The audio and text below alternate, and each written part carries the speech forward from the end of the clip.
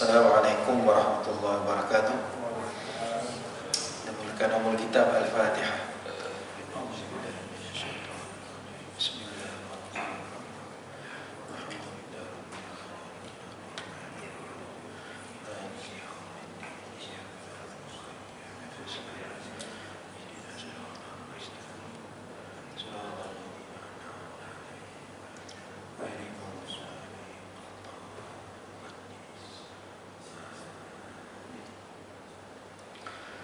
Bismillahirrahmanirrahim. Alhamdulillahirabbil alamin wa bihi nasta'in ala umuri dunya waddin.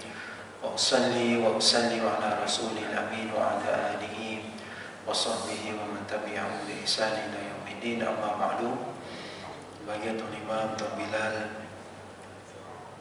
tuan-tuan guru, para asatizah, dimuliakan oleh Allah Subhanahu wa taala. Alhamdulillah, kita merapatkan kesyukuran kepada Allah Subhanahu wa taala dengan taufik dan inayahnya dapat kita bertemu pada malam ini. Mudah-mudahan pertemuan kita dirahmati dan diberkati oleh Allah Subhanahu wa taala. InsyaAllah tuan-tuan dan puan-puan sekalian, kita sambung perbincangan kita dalam biografi Imam Syafi'i. Mudah-mudahan dengan kita berkongsi biografi ini, Allah Ta'ala akan menurunkan rahmat kepada kita. Kerana ulama kata apa? Bizikri salihin yanzilur rahmat. Dengan menyebut-nyebut orang soleh, rahmat akan turun. Menyebut-nyebut orang soleh ini, rahmat akan turun. Jadi mudah-mudahan rahmat Allah SWT turun kepada kita. Dan apa bentuk rahmat itu tadi kan? Bentuknya antaranya kita makin menghargai kan sumbangan beliau, imam kan, Imam Syafi'i. Apa yang kita amalkan, fiqh yang kita pegang di Nusantara ni, majoriti kita ni bermazhab Syafi'i. Jadi kita menghargai peninggalan-peninggalan ulama ini. Kita sayang lagi kepada ulama.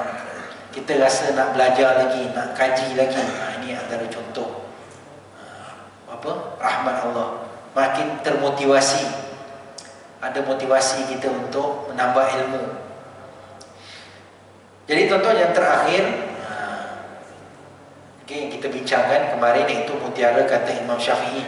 Mutiara katanya banyaklah, ada di sini.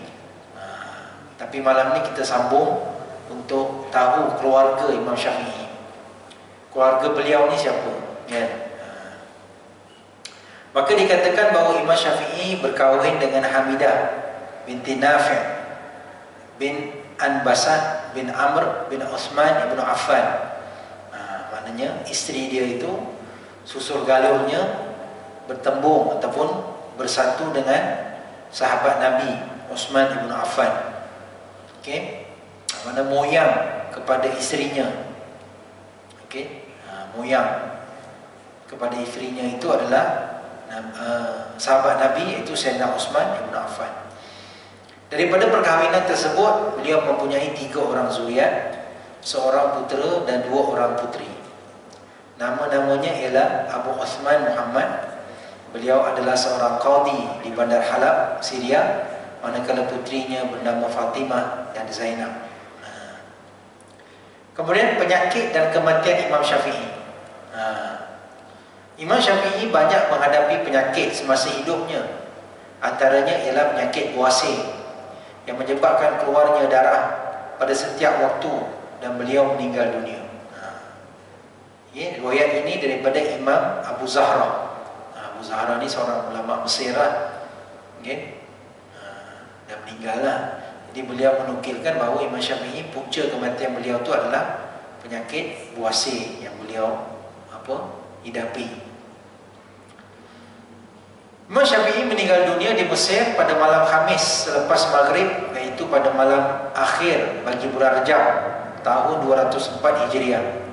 Imam Syafi'i menghembuskan nafasnya yang terakhir di sisi muridnya yang setia, iaitu Imam Ar-Rabi' bin Sulaiman Al-Jizi rahimahullah. Umurnya ketika itu ialah 54 tahun. 54 tahun ni kita kata kalau nisbah kita hari ini muda lah.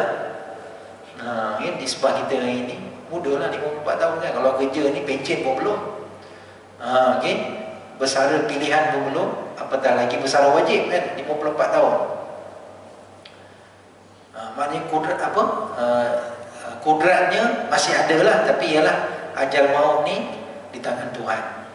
Jadi walaupun umur beliau kita kata hanya 54 tahun, tapi Masya Allah umur yang penuh barakah. Ini umur kan? Okay. Keberkatan pada umur. Ini antara contoh keberkatan pada umur. Apa dia? Umurnya tak panjang, tapi benda yang ditinggalkan tu banyak. Benda yang ditinggalkan tu banyak, sampai orang hari ini kaji dan kaji dan kaji.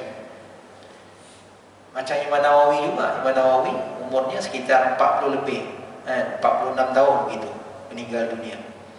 Imam Nawawi 46 tahun dah meninggal. Tapi cuba kita tengok, dekat dunia ni, dalam dunia ni tak ada satu surau masjid yang tak mengaji kitab Imam Nawawi. Tak ada satu surau masjid kat dunia ni tuan-tuan. Kat dunia ni, okay, yang orang tak ada belajar kitab Imam Nawawi. Paling-paling tidak hadis 40. Paling-paling tidak lah. Okay, ada hadis 40 Nawawi. Orang-orang Islam di China, dia kata orang Islam di China ni kan, dia kata pesan kalau orang pergi haji, kalau orang pergi haji dia kata tolong bawa balik Quran. Zaman tu lah. Sekarang Quran pun alhamdulillah dah ada lah kat sana kan. Tapi waktu tu susah dah ada Quran. Jadi tolong nanti bawa balik Quran dan kitab Riyadhus Shalihin. Bawa balik kitab ni, okay? Quran dan Riyadhus Shalihin. Riyadhus Shalihin Imam Nawawi punya kitab lah. Imam Nawawi walaupun beliau imamnya mazhab Syafi'i, tapi Riyadhus Shalihin ini popularitinya merentas mazhab. Macam hadis 40 juga. Okay? Maknanya kat dunia Islam ni, ini kitab-kitab yang tersebar luas. Itu juga kitab Azkar, Al-Azkar Imam Nawawi. Sampai ulama kata apa? Bi'dar washtari azkar. Juallah rumah dan belilah kitab Azkar. Bi'dar washtari azkar, maknanya begitu hebatnya kitab tu. Ulama puji kitab tu, kagum dengan kitab tu, sampai kata apa? Kalau kamu tak ada duit sekalipun, jual rumah pun tak apa, hanya semata-mata untuk beli kitab Al-Azkar. Azkar tu di himpunan zikir, amalan harian, amalan mingguan, amalan bulanan, amalan tahunan.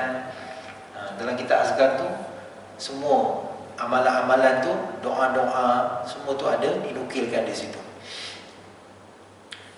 Okey, jadi sebenarnya ialah begitulah nisbahnya umur kita juga tuan-tuan dan puan-puan. Kan? Okey, kita biar kita minta selalu umur panjang kan. Kita minta panjangnya umur kita. Tapi kita nak biarlah umur kita yang panjang tu adalah sesuatu yang kita tinggalkan. Okey, yang kita tinggalkan kepada apa? Kepada masyarakat kita. Kan? Kepada mungkin kepada keluarga kita. Bukan meninggalkan pada harta sahaja, tetapi ada benda lah yang kita boleh tinggalkan, yang menjadi, kita kata apa, pencen kubur kita lah. Pencen kubur kita. Jadi umur 54 tahun dah meninggal dunia. Beliau wafat di kediaman Abdullah bin Abdul Hakam, dan kepadanya lah beliau meninggalkan wasiat. Jenazah Imam Syafi'i dikebumikan pada hari Jumaat selepas asar pada keesokan harinya. Anak-anak Abdul Hakam mengebumikannya di tanah perkuburan mereka, iaitu di sebelah barat Al-Khandaq.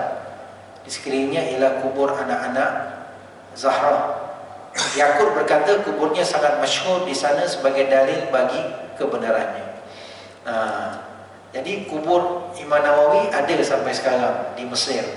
Kalau orang pergi Mesir boleh pergi ziarah kubur Imam Nawawi. Tapi dijagalah kan, adalah dia ialah tahu tempat orang datang buat lawatan dan sebagainya. Tapi janganlah buat benda khurafat situ. Ada orang datang, Ada juga orang buat benda khurafat, dia campak duit dalam kubur tu kan. Dicampak, tak tahulah kalau dia niat sedekah kepada penjaga tu, tak apalah kan. Mungkin tak ada tabung disediakan, tapi ada orang jaga kan, angkutlah. Okey. Jadi kita pergi ziarah ni apa? Mengambil ibrah kan. Ni ziarah kubur orang soleh ni, kita sebenarnya pergi ziarah kubur ni macam kita pergi ziarah kubur-kubur lain. Bukan kita pergi puja kubur, salah tu.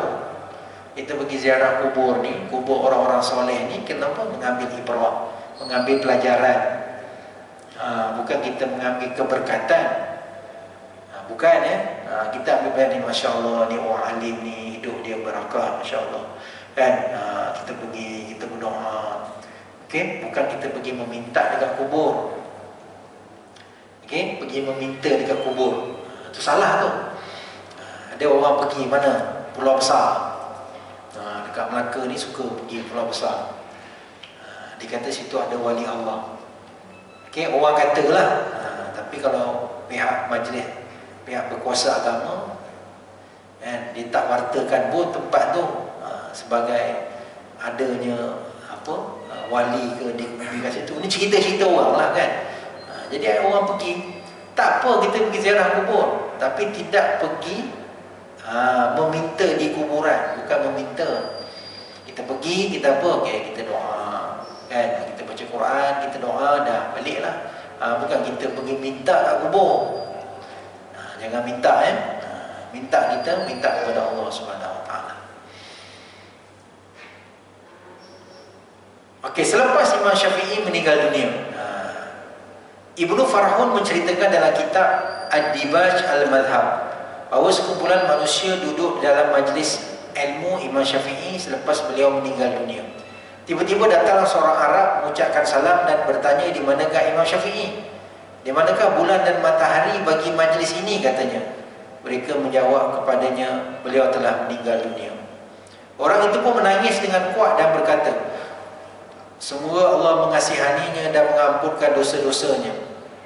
Katanya lagi, beliau adalah pembuka kepada pintu-pintu hujah yang tertutup, juga penutup lawannya dengan hujah yang terang. Beliau juga menyucikan air muka yang hitam. Seterusnya beliau pembuka pintu fikiran-fikiran yang tertutup rapat. Semoga Allah meredainya. Ini orang yang mengagumi Imam Syafi'i kan? Yang mengenalinya, mengaguminya. Sebab ialah ulama ni tak semua orang kenal kan. Sebab tidak mengenal ulama itu melainkan ulama juga. Tidak mengenal seorang ulama itu melainkan ulama juga. Kadang-kadang pakaiannya pun biasa-biasa saja kan. Pakaiannya biasa-biasa saja, orang tak nampak pun gaya ulama, tapi orang tahu ni orang alim ni. Ni orang alim ni, Masya Allah kan. Tapi ada orang pakaiannya seperti pakaian ulama, tapi tak alim pun. Jadi kita terkenal orang tu bukanlah melalui pakaiannya. Okay? Jadi bila orang kenal ulama, dia tahu apa kelebihan yang ada kan. Apa kelebihan yang ada pada ulama-ulama ini. Bagaimanakah pujian ulama terhadap Imam Syafi'i? Apa orang cakap? Imam Syafi'i mendapat sanjungan dan pujian daripada rakan taulan, murid dan tokoh pada zamannya. Ini menunjukkan ketokohannya diakui oleh ramai orang. Ramai ulama dan tokoh cendekiawan Islam memuji kelebihan Imam Syafi'i. Dinyatakan di sini beberapa pujian terhadap Imam Syafi'i, antaranya banyak tentang pujian. Imam Ahmad bin Hanbal. Imam Ahmad ni siapa? Beliau ni anak murid dan kawan kepada Imam Syafi'i. Dia kata, selama hayatku aku tidak faham erti nasakh dan mansukh sehingga belajar dengan Imam Syafi'i. Imam Ahmad kata nasakh mansukh ni, okey, maknanya nas, adanya kaedah nasakh mansukh. Kaedah apa maksudnya? Ayat atau hadis yang terkemudian membatalkan hukum pada ayat atau hadis yang terdahulu. Ni nasakh kan, nasakh mansukh. Okey, jadi ada ayat yang memansuhkan hukum pada ayat yang terdahulu. Jadi ada ayat turun, okey, jadi hukum itu dah ada, kemudian turun ayat lain. Ayat lain yang kita kata apa? Membawa hukum yang baru. Membawa hukum yang baru. Ini ada dalam Al-Quran. Begitu dalam hadis. Dalam hadis pun ada. Jadi Imam Ahmad kata apa? Aku tak faham. Selama ni aku tak faham apa rasa maksud ni. Sehinggalah Imam Syafi'i datang. Sehingga belajar dengan Imam Syafi'i barulah faham. Ni, Masya Allah. Okey. Dia sebab tu kadang-kadang ilmu ni, bukan kita kata apa? Kita belajar saja kadang-kadang tak lekat juga, tak dapat juga. Tapi kalau ada guru yang mempermudahkan caranya, ada benda yang kita rasa, selama ni belajar tak faham. Bila ada guru yang berpengalaman, yang mahir mengajar, barulah kita faham. Okey. Kan? Jadi ada, maknanya Imam Syafi'i ini ada kelebihan beliau dalam nak menyampaikan ilmu. Imam Qasim bin Salam rahimahullah berkata, belum pernah aku lihat orang yang memiliki ilmu agama yang sempurna selain Imam Syafi'i. Tengok kan, ini pujian melangit betul ni kan. Maknanya memiliki ilmu agama yang sempurna. Maknanya ilmu agama yang sempurna. Dia dua, ilmu dan agama. Maknanya ilmu pun sempurna, agama pun sempurna. Dua-dua ada sekali. Ilmu pun sempurna, agama pun sempurna. Maknanya Imam Syafi'i ini dia bukan setakat ilmu, tapi beramal dengan ilmunya. Beramal dengan ilmu. Ini kita kata ulama Rabbani. Ulama Rabbani yang mana jadi panutan kepada orang. Mana dia bukan cakap saja. Dia bukan ceramah kuliah sana, kuliah sini, ceramah sana, ceramah sini, tapi amalnya tak ada apa-apa.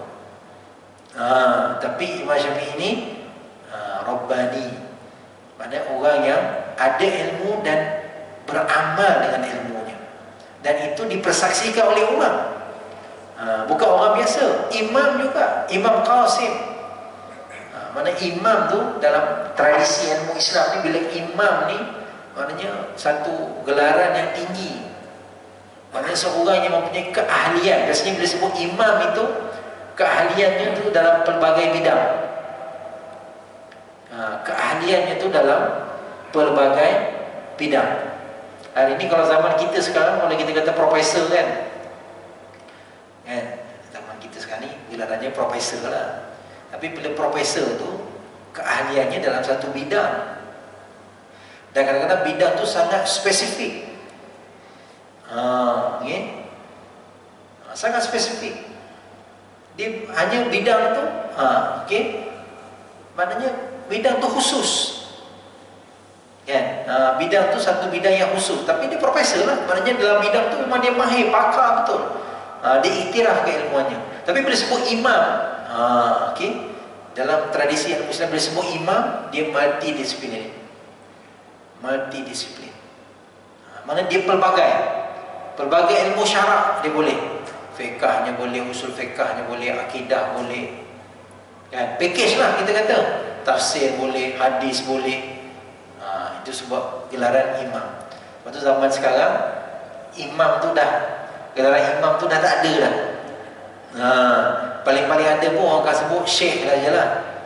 Syekh tu ialah kan.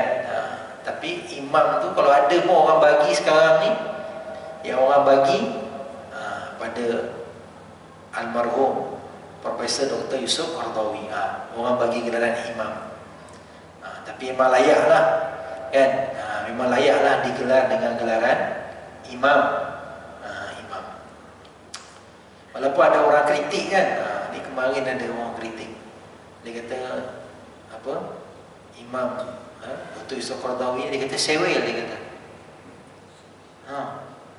kan, sewel ni gila lah. Okay? Yang cakap tu siapa? Yang cakap ustaz juga, tuan guru lagi, bukan ustaz biasa kan. Yang cakap tu tuan guru, orang panggil tuan guru lah. Tapi kalau tuan guru takkanlah menggelarkan orang dengan gelaran macam tu kan. Tuan guru ni patutnya ialah Dia sebenarnya khilaf benda apa, khilaf pandangan ni biasa. Yang dikatakan tuan guru tu tak puas hati, dia kata pasal zakat pendapatan. Dia kata zakat pendapatan ni Qaradawi yang sebut, dia kata. Orang lain tak sebut pun, ada dalam kitab-kitab semua zakat pendapatan, dia ulang banyak, dia kata sewel, dia kata. Okay, satu masalah tu je. Ya Allah, saya kata patutlah orang awam duduk bercakaran dalam bab agama ni. Sebab ulama pun tak tunjuk qudwah. Ulama pun tak jadi contoh. Patutnya bila kita dan dia dalam kaedah Islam mudah aja. Kaedah Islam mudah lagi bila melibatkan hukum hakam. Dia senang aja. Sekarang ni orang tu keluarkan hukum. Dia bagi satu hukum. Sekarang ni kita tak setuju. Kita tak setuju dengan pandangan dia. Kita bawa dalil kita. Dan kita tolak dalil dia, bawa hujah. Kenapa kita kata pandangan dia tak tepat? Pandangan doktor ni tak tepat sebab apa? Dalil yang dikemukakan lemah.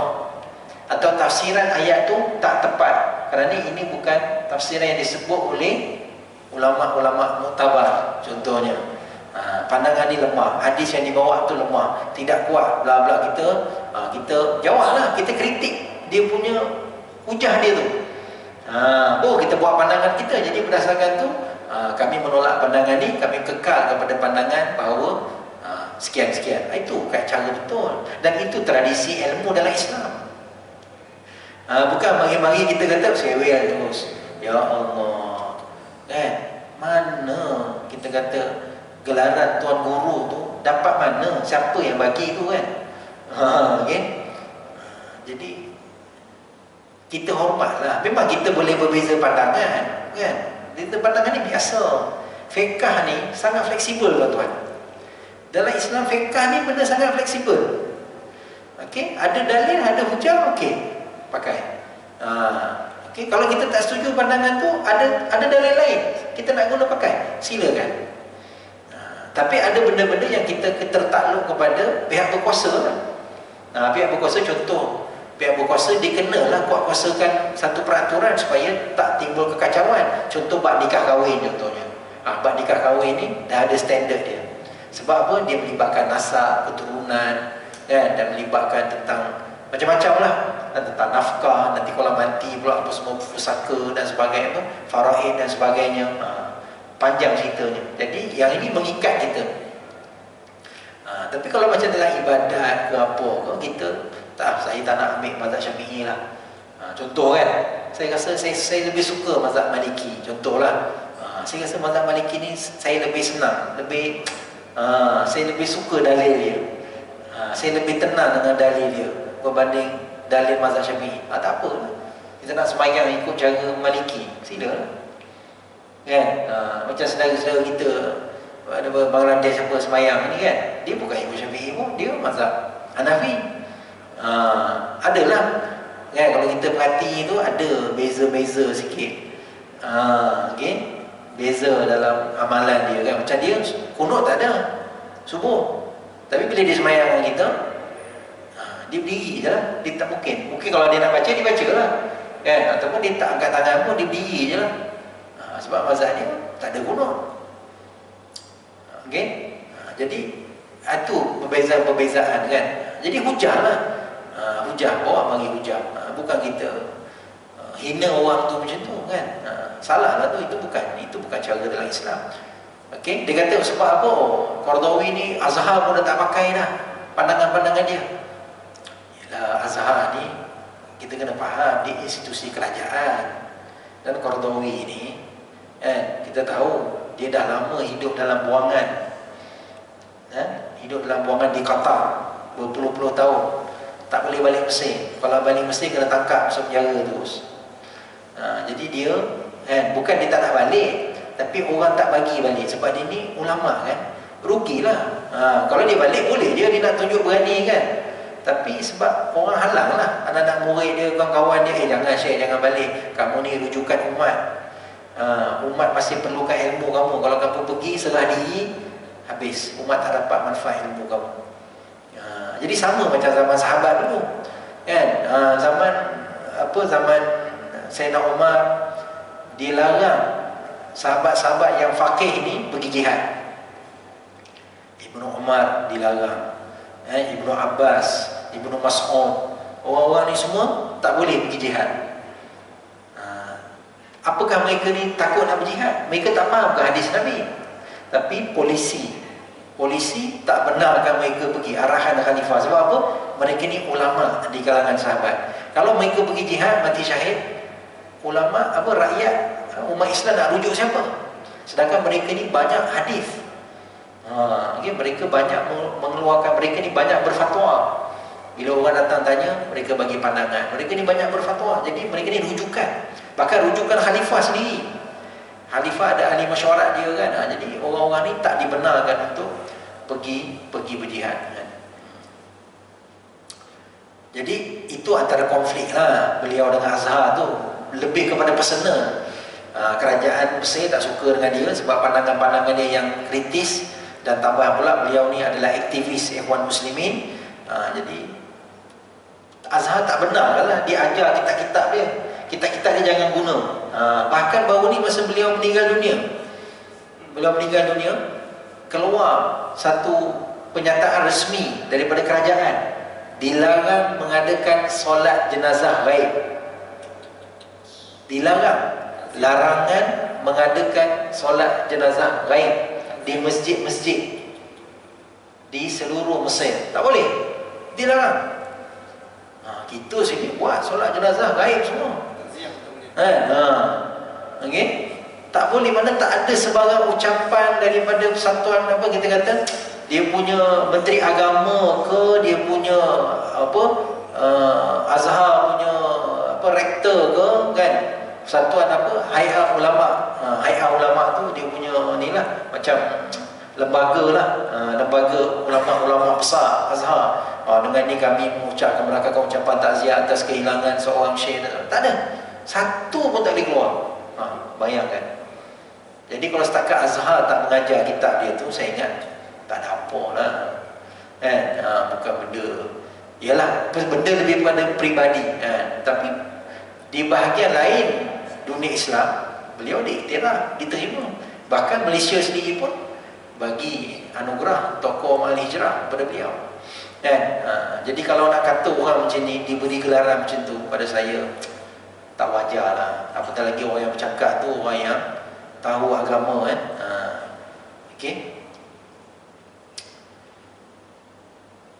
Okey. Seterusnya, Muslim bin Khalid Az-Zinji rahimahullah berkata kepada Imam Syafi'i, berfatwalah kamu, sesungguhnya engkau telah berhak memberi fatwa. Ini ketika beliau masih belasan tahun. Kalau disebut dalam umur mana tak sampai 20 pun lagi. Okey, siapa ni? Itu Syekh Muslim bin Khalid. Beliau ni salah seorang disebut mufti Mekah pada waktu itu. Beliau kata pada Imam Syafi'i, berfatwalah kamu, sesungguhnya engkau telah berhak memberi fatwa, sebab melihat kepada kepintaran beliau. Okey, kepintaran beliau dalam selok-belok agama, maka berikan ijazah, diberi kebenaran untuk berfatwa.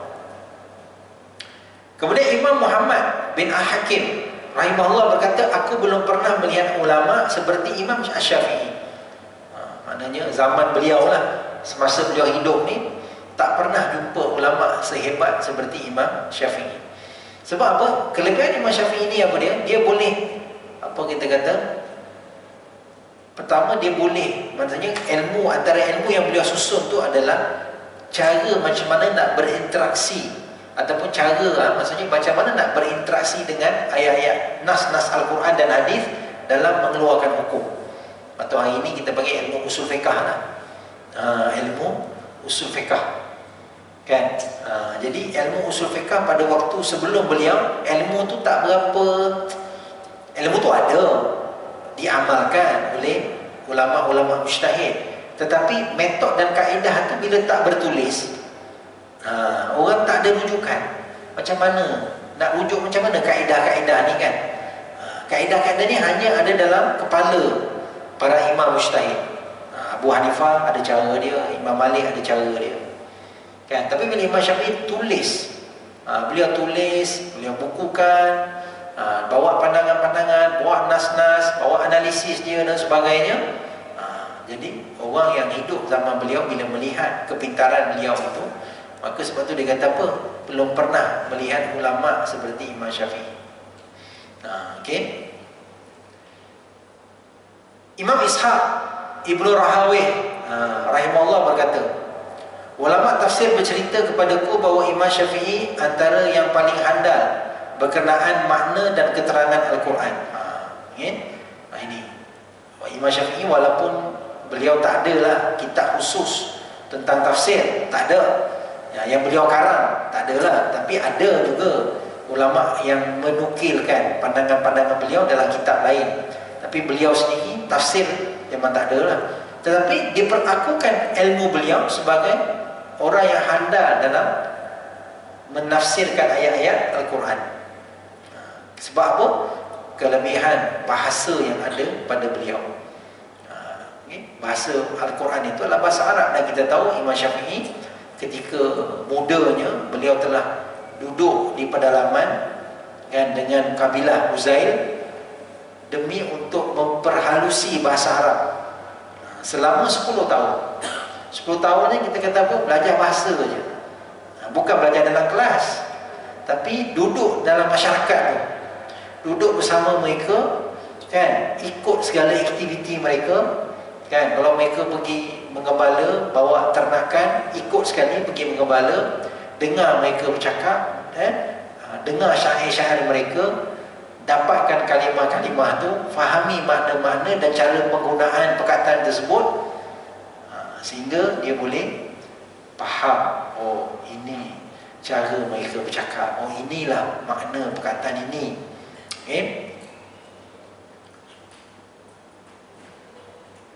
Yunus bin Abdul Ala rahimahullah berkata, Imam Syafi'i tatkala tafsir Al-Quran seolah-olah beliau menyaksikan ayat Al-Quran itu diturunkan. Ni kan, Imam Syafi'i bila dia tafsirkan ayat Quran seolah-olah beliau menyaksikan wahyu itu diturunkan. Ini orang tengoklah cara beliau mengupas ayat-ayat tu. Pandangan-pandangan seolah-olah macam Imam Syafi'i menyaksikan wahyu itu turun. Seterusnya, Imam Hilal bin Al-Ala Ar-Raqi rahimahullah berkata, ulama hadis seolah-olah anak buah kepada Imam Syafi'i kerana beliaulah yang membawa kunci ilmu hadis kepada mereka. Okey. Ulama hadis ni disebut apa? Seolah-olah anak buah kepada Imam Syafi'i. Sebab Imam Syafi'i yang menggabungkan, okey, macam mana nak faham hadis-hadis yang berbeza ni, ataupun disebut ikhtilaful hadis. Hadis-hadis yang berbeza ni macam mana nak faham? Macam mana nak faham kedudukan antara hadis-hadis ni? Okey, bila nampak percanggahan, macam mana cara nak faham hadis tu? Jadi Imam Syafi'i datang mengajarkan kepada mereka macam mana nak faham. Kaedah ni semua ada dalam kitab Ar-Risalah yang beliau karang. Dan banyaklah puji-pujian ulama ni, kalau kita nak sebut satu persatu memang takkan habislah. Seterusnya, keistimewaan Imam Syafi'i. Imam Syafi'i mempunyai banyak keistimewaan. Pertama, kecerdasan. Akal yang amat cerdas sehingga menjadi bidalan orang Arab. Sesiapa yang ingin menuntut ilmu adalah mempunyai 3 perkara, iaitu kesabaran Nabi Ayub. Kita tahu Nabi Ayub, Nabi yang diuji dengan sakit yang berpanjangan, kan? Jadi orang nak menuntut ilmu ni, pertama dia kena sabar. Memang kena sabarlah menuntut ilmu ni, memang kena sabar. Sabar macam-macam lah, kan? Sabar terhadap tadi itulah, kan, maknanya nak menghafal kena sabar, kan, nak kena buat apa, kalau pengajian hari ni macam-macam lah, kena buat tugasan dan sebagainya. Nak pergi talaki, kalau orang belajar secara tradisional, nak pergi talaki, nak pergi jumpa guru tiap-tiap hari, nak disiplin. Okay? Kadang kelas pagi, ada tok guru mengajar pagi, ada tok guru mengajar petang, ada tok guru mengajar malam. Nak pergi talaki tu nak istiqamah, nak konsisten. Sabar. Harta Qarun. Okey. Harta perlu ada, tapi hartanya macam mana? Harta seperti Qarun, maknanya harta banyak lah. Tapi bukanlah maksudnya banyak, tapi sekurang-kurangnya ada harta. Sebab belajar ni memang perlu ada harta, kena ada duit. Memang kena, bukan zaman kita saja, zaman dulu pun sama. Okey, zaman dulu pun sama. Cuma dulu orang nampak, iyalah kalau kata orang pergi belajar pondok kan, pondok ni buat sendirilah pondok. Tanah tok guru tu ada, minta izin tok guru kan, nak buat pondok sebelah rumah dia ataupun sebelah madrasah dia kan. Tok guru tu okey buat, buatlah pondok kan. Okey, tapi makan minum apa? Sendirilah. Tapi kehidupan zaman dulu ialah kalau pondok yang tradisional betul memang sendirilah kan. Mungkin Mahat sediakan apa? Mungkin beras je lah kot. Tok guru sediakan beras. Okey. Lauk-lauk sendirilah. Pergilah mungkin ke pancing ikan ke, jala ikan kat sungai ke, sayur-sayur tanam sendiri. Okey. Dululah susah tak? Susah lah. Sebab nak beli duit tak ada. Kan? Memang susah. Okey. Tapi bila zaman berubah, cara hidup berubah, fasiliti dah ada, dan orang pergi universiti pula. Tapi pergi universiti kan, kamu tak payah masak sendiri, dah ada kafeteria. Okey, tapi kamu kena sediakan duit. Kos naiklah. Tak perlu masak sendiri, tapi ada kos tambahan. Jadi kos ni zaman berzaman itulah isu dia. Kan? Yang ketiga disebut apa? Yang ketiga kena ada apa? Cerdik seperti Imam Syafi'i. Maknanya itu bidalan yang disebut. Kalau kamu nak belajar, kamu kena sabar seperti Nabi Ayub.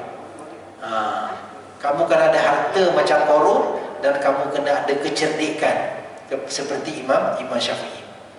Kan? Barulah kita kata apa? Package lah.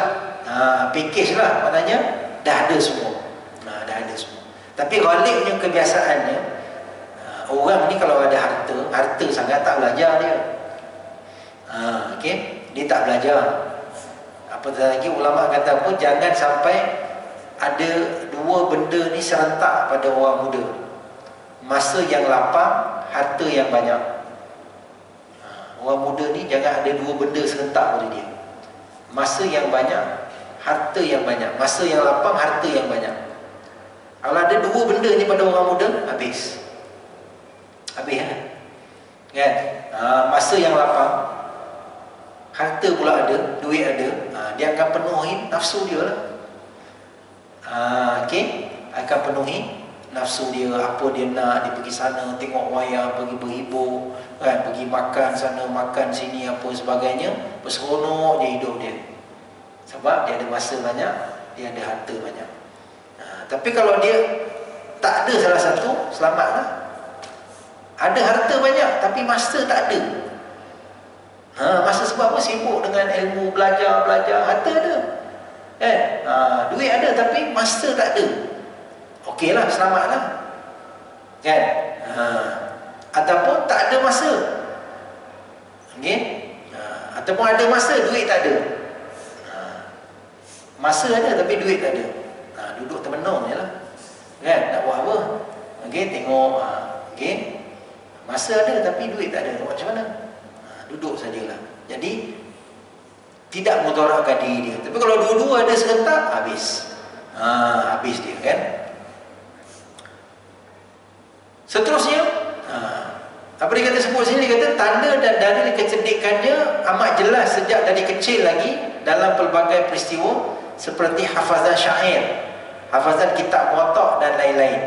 Dan kita tahu bahawa Imam Syafi'i sebelum dia pergi jumpa Imam Malik, dia dah hafal kitab muwatta' tu dalam masa 9 malam. 9 hari dia dah hafal dah kitab muwatta', yang ada hadis, ratus-ratus hadis dalam tu. Dia dah hafal. Dulu orang hafal hadis ni matan dan sanad dia sekali. Bukan hafal matan saja, sanad pun dia hafal. Jadi bila jumpa Imam Malik, dia boleh baca hadis tu secara apa? Daripada hafalan dia je. Jadi Imam Malik memang impress lah. Kan? Sebab Imam Malik ni kita tahu dia cerewet, terima anak murid. Walaupun masa tu Imam Syafi'i datang dibawa surat recommendation daripada Gubernur Mekah. Gubernur Mekah hantar surat macam recommendation lah. Ni Tuan Syekh, Imam, kan, ada satu orang budak ni daripada tazkiyah lah, Arab panggil tazkiyah lah, kan. Dia kata satu orang pemuda ni datang minat nak belajar agama, nak berguru dengan Tuan Syekh, kan. Terimalah beliau ni untuk berguru, kan. Jadi Imam Malik ni dia tak suka benda-benda macam tu. Recommendation ni dia tak suka. Jangankan recommendation macam tu. Khalifah jemput suruh datang mengajar kat istana. Khalifah, kalau tak silap Al-Mahdi, minta tolong datang mengajar kat istana. Apa Imam Malik jawab? Al-ilmu yu'ta wa la ya'ti. Ilmu tu kena datang cari, bukan ilmu tu mencari kamu. Ni cakap dengan khalifah ni. Khalifah yang menguasai hampir 2/3 dunia. Abbasiyah punya kerajaan. Kerajaan Abbasiyah. Ini khalifah ni. Tengok macam mana izzah ulama pada masa tu. Jawab macam tu je. Al-ilmu yu'ta wa la ya'ti. Ilmu tu kena didatangi, bukan dia yang mendatangi. Kamu nak mengaji, kamu datang. Bukan aku yang nak kena pergi tempat kamu. Apa khalifah buat? Tangkap, masuk penjara, pecat. Tak ada. Khalifah ulama cakap, khalifah terus berubah. Khalifah pergi duduk dalam majlis ilmu, duduk bersama orang biasa. Duduk sama dengan orang, sebab apa? Yang tegur ni ulama. Ni beza, kan. Dulu memang cakap ulama ni memang power lah. Lepas tu dia kata ulama dulu, Dr. Siddiq Fadil kata apa? Ulama dulu punya umat, ulama sekarang punya majikan. Ulama dulu dia punya umat. Maknanya bila dia cakap satu tu, memang apa, follower dia lah. Kalau hari ni bahasa hari ni follower lah, kan. Memang akan pegang lah, takzim, hormat dan sebagainya.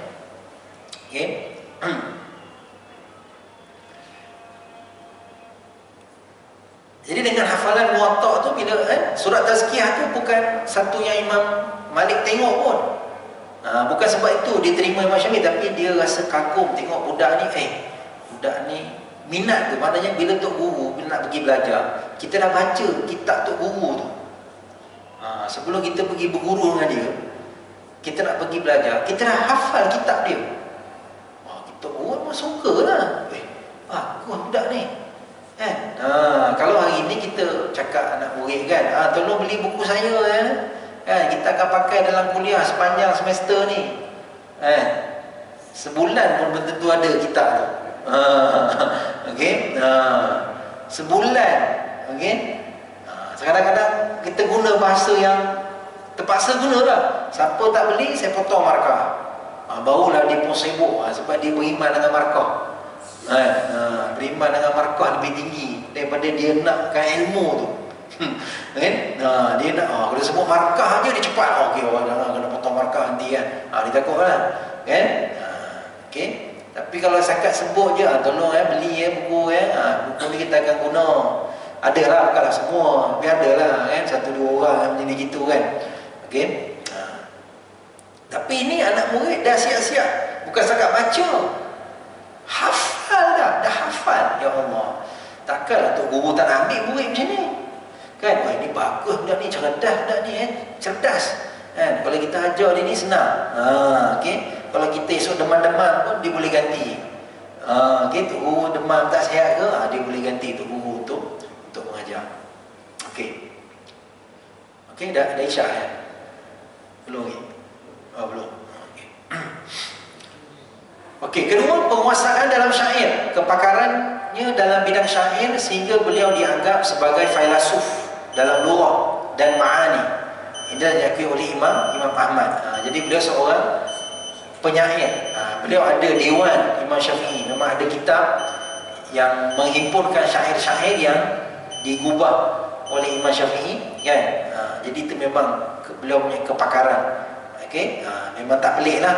Sebab saya sebut tadi kan, latar belakang beliau, yang beliau ni duduk dengan kabilah Arab Uzail tu. Jadi banyak beliau dapat, apa kita kata, kosakata, kemahiran bahasa, selok-belok bahasa, sehingga beliau dianggap sebagai apa? Filsuf. Dia kata Imam Syafi'i ini disebut sebagai hujjah dalam luar. Imam Syafi'i ini sebagai hujjah dalam bahasa. Bukan setakat hujjah dalam fiqh saja, dalam bahasa pun beliau merupakan apa, rujukan, hujjah dalam bahasa. Okey, kita berhenti sebentar untuk azan Isyak.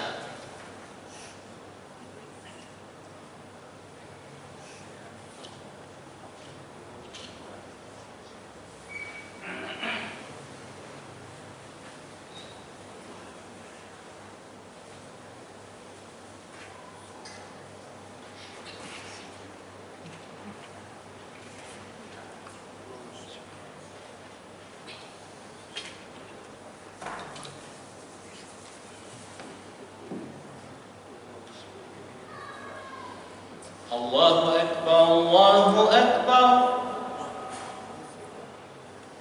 Allahu Akbar,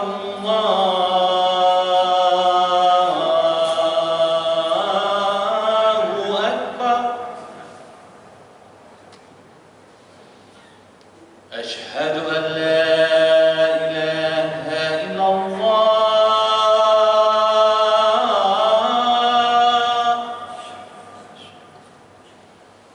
أشهد أن لا إله إلا الله.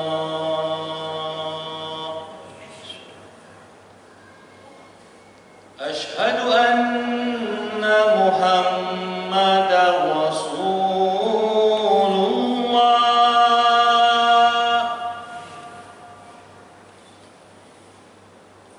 أشهد أن محمدا رسول الله.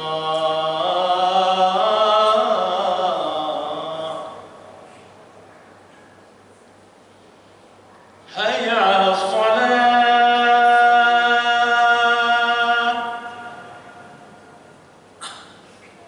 حي على الصلاة.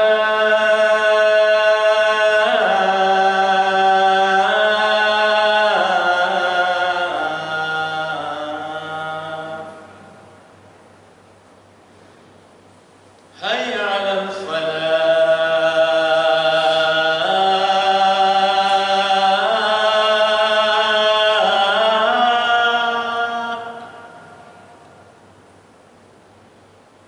حي على الفلاح.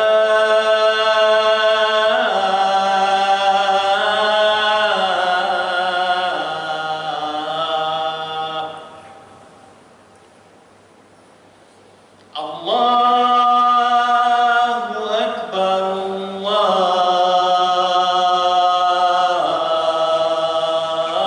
الله أكبر. لا إله إلا الله.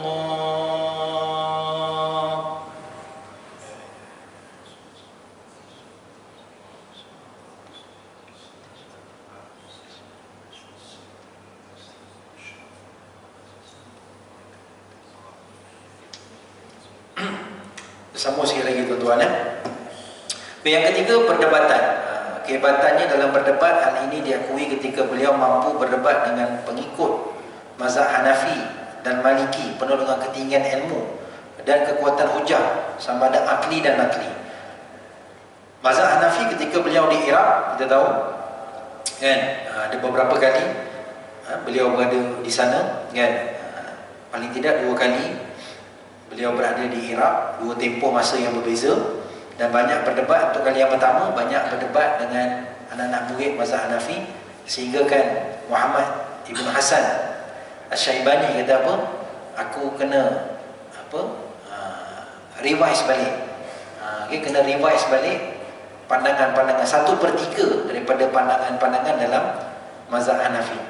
Sebab Imam Syafi'i datang membuka satu dimensi baru dalam cara mereka memahami nas, terutama hadis-hadis Nabi. Dan dengan mazhab Maliki di mana? Di Mesir. Sebab mazhab Maliki tersebar di Mesir melalui, antaranya melalui anak murid ataupun melalui anak murid Imam Malik sendiri, kan? Ada di sana mazhabnya. Dan ketika Imam Syafi'i berada di Mesir dalam 5 tahun terakhir hayat beliau telah berdialog, berdebat dengan mereka, sehingga ada tokoh-tokoh besar mazhab Maliki di Mesir itu mereka menjadi pengikut mazhab Syafi'i. Menjadi pengikut kepada mazhab Syafi'i. Kemudian yang keempat, apa lagi? Beliau adalah pengasas ilmu usul fiqh, penguasaan yang mendalam dalam bidang ilmu usul fiqh, sehingga beliau dianggap perintis ilmu tersebut. Daripadanya usul fiqh ditadwinkan. Maksudnya usul fiqh ni bukanlah tak ada sebelum zaman Imam Syafi'i. Ada. Sahabat-sahabat pun dah pakai ilmu tu. Lepas Nabi wafat, sahabat-sahabat pun berijtihad. Macam mana sahabat boleh berijtihad kalau mereka tak ada ilmu usul fiqh? Ada, tapi semua tu kat sini. Kenapa? Mereka tengok cara Nabi, mereka fahamkan nas, mereka ijtihad. Cuma Imam Syafi'i datang, beliau bukukan dan beliau susun dengan berstruktur. Susun elok bagi orang faham. Boleh faham kitab tu, kan? Jadi maknanya bukanlah pengasas, tapi kalau kita kata orang yang pertama yang membukukan ilmu usul fiqh secara komprehensif. Komprehensif. Kemudian yang kelima, memanah. Kepintarannya dalam memanah dengan tepat. Dikatakan beliau pernah berkata, jika aku memanah 10, nescaya kesemuanya tepat, atau boleh jadi hanya satu yang tidak tepat. Ini melambangkan betapa Imam Syafi'i seorang yang menekuni dan mempunyai sasaran dalam hidupnya. Jadi beliau adalah seorang imam, kita katakan orang yang aktif. Maknanya bukan kalau kita untuk faham boleh sebut imam ni, kita dah faham bertongkat, janggut, bertasbih, kan? Sepanjang masa duduk di masjid, buat pengajian, tak ada. Beliau juga berriadah. Jadi antara riadah beliau ni memanah. Dan bukan biasa-biasa. Memanah ni tembak, bila lepaskan 10 boleh tepat. Mana dia belajar? Tu tadi duduk dengan Huzail tadi, kabilah tu 10 tahun duduk bersama kabilah tu, ikut semua aktiviti mereka. Mereka pergi mereka pergi berpindah satu tempat, ikut, kan? Mereka duduk situ, selama 10 tahun duduk. Jadi terlibat dalam semua aktiviti masyarakat tu, kan? Jadi mereka berburu, ikut sekali berburu, belajar cara berburu dan sebagainya. Jadi mahirlah beliau dalam memanah. Yang keenam, beliau adalah pakar perubatan. Ini, kan? Mari mana datang ilmu pakar perubatan ni? Seorang pengamal perubatan yang cukup hebat. Ini dinukilkan oleh pengulas ataupun penterjemah pada buku ini lah, iaitu Dr. Zulkifli Al-Bakri. Kata beliau, guru kami Fadilah Dr. Muhammad Mukhtar Asy-Syamriti dalam bukunya Ahkam Al-Jarahah At-Tibbiyah berkata, ketika Imam Syafi'i mengunjungi Mesir, pakar-pakar perubatan datang untuk berdebat dan berbincang berkenaan dengan isu perubatan dan akur tentang kehebatan ilmunya itu. Dinukilkanlah riwayat sebut bahawa beliau juga mahir dalam ilmu perubatan. Ketujuh, dalam firasatnya, makna firasatnya kuat. Firasat ni maknanya kita kata apa? Kita panggil bahasa Melayu pun sebut firasat lah, kan? Firasat. Imam Syafi'i mempunyai ketajaman firasat. Ini berdasarkan kepada pengamatan yang mendalam ketika beliau melazimi orang-orang Badui pada masa kecil lagi. Hal ini diakui oleh Rabi' rahimahullah. Banyak kisah-kisah yang meriwayatkan tentang Imam Syafi'i. Antaranya seperti riwayat Rabi' bin Sulaiman rahimahullah. Tatkala kami masuk menemuinya ketika hampir meninggal dunia, Imam Syafi'i melihat kepada kami dengan renungan yang lama. Kemudian berkata, kamu, hai Abu Yaqub, siapa dia? Al-Buwaiti, anak buah dia lah, akan mati dengan besi kamu. Kamu pula, hai Muzani, akan menguasai Mesir. bergian-gian, sehingga kamu dianggap secerdik manusia pada zaman. Adapun kamu, hai Muhammad, akan mengikut mazhab ayahmu. Adapun kamu, hai Rabi', banyak memberi manfaat kepadaku dalam menyebarkan kitab. Ini firasat. Firasat dia melihat kepada anak-anak murid dia, pengalaman dia. Ni dalam hadis ada disebut tu, ittaqu farasata mu'min. Takutlah kamu kepada firasat orang beriman. Fa innahu yanzuru binurillah. Kerana orang beriman ni melihat dengan cahaya petunjuk Allah. Mana dia bercakap tu bukan cakap kosong, tapi cakap dia tu kan, maknanya ada sesuatu. Tapi kalau dia nak cerita lebih-lebih, dia kata mana dalil dia. Kalau orang ini, hari ni orang kata ini apa, bomoh lah ni, kata ni bomoh. Okay? Tapi ini firasat orang beriman, mukmin. Nabi kata ittaqu farasatakum, takutlah kamu pada firasat orang mukmin. Jadi ini firasat Imam Syafi'i. Dari mana datang? Pengalaman, kan? Pengalaman satu, kemudian amal, kan? Ada rasa hati, okay? Itu semua, itulah apa kita kata yang membantu beliau lah, kan? Kadang-kadang bercakap tu, dia bercakap saja, kan? Tapi cakap tu sebab apa? Adalah dia dapat petunjuk tu, petunjuk, kan? Okay? Tapi benda tu bukannya dijadikan bahan untuk hebahan. Jadi kadang-kadang ada orang yang memang Allah Ta'ala beri, kadang-kadang tak beri pun, tapi sajalah buat-buat bagi nampak, supaya tadi nak mengumpul pengikut, kan? Nak mengumpul pengikut, supaya pengikut rasa, oh ni hebat ni, oh ni tu, oh ni hebat, kan? Cari pengikut saja, ini pun masalah juga, kan? Wallah a'lam tuan-tuan, itulah serba ringkas tentang biografi Imam Syafi'i rahimahullah. Ada lagi anak-anak murid dia ni, kan? Dan kita akan lanjutkan nanti kepada perkembangan mazhab Syafi'i. Kita tengok mazhab Syafi'i ni macam mana dia berkembang dan macam mana dia boleh sampailah sampai khususnya ke Nusantara ni. Siapa yang bawa mazhab ni ke Nusantara, kan? Wallahu alam, mudah-mudahan bermanfaat apa yang kita kongsikan pada malam ini. Yang baik itu daripada Allah Subhanahu wa taala, kekurangan itu tadi saya lemah, mohon ampun dan maaf. Auzubillahi minasyaitonirrajim. Bismillahirrahmanirrahim. Alhamdulillahirabbil alamin wassalatu wassalamu ala asyrofil anbiya'i wal mursalin wa ala alihi washabbihi ajma'in. Allahumma ighfir lana dhunubana wa liwalidina wa lahumma kama rabbayana shaghira wa li jami'il muslimina wal muslimat wal mu'minina wal mu'minat al ahya'i minhum wal amwat bi rahmatika ya arhamar rahimin. Rabbana atina fid dunya hasanah wa fil akhirati hasanah wa qina adzabannar. Sallallahu ala sayyidina Muhammad wa ala alihi wasallam. Walhamdulillahi rabbil alamin. Subhanakallahumma wa bihamdika asyhadu an la ilaha illa anta astaghfiruka wa atubu ilaik.